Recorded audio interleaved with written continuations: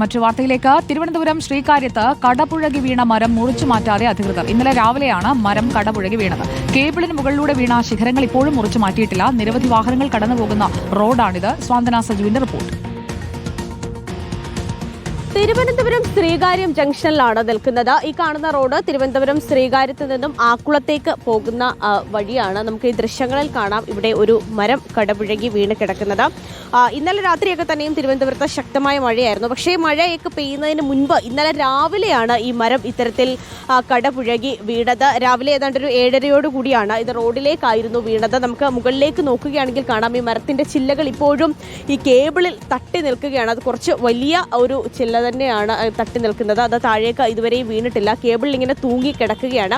പലവട്ടം ഈ ഇവിടെയുള്ള ആളുകളൊക്കെ തന്നെയും അധികൃതരെ ഇതുമായി ബന്ധപ്പെട്ട വിളിച്ചറിയിച്ചിട്ടുണ്ട് എങ്കിൽ പോലും എടുത്തു മാറ്റാൻ തയ്യാറായിട്ടില്ല എന്നാണ് പറയുന്നത്. ചേട്ടാ, ഇത് ഇന്നലെ എപ്പോഴായിരുന്നു വീണത്? രാവിലെ 7:30.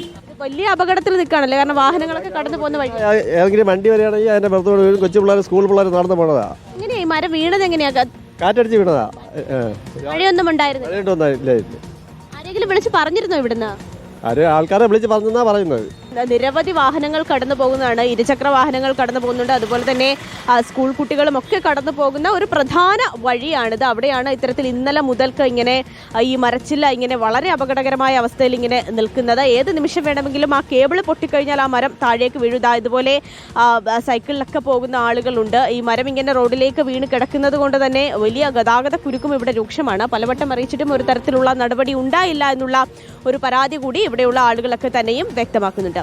വീഡിയോ ജേർണലിസ്റ്റ് മനുവിനൊപ്പം reporter Swanthana Saju, in reporter, Thiruvananthapuram.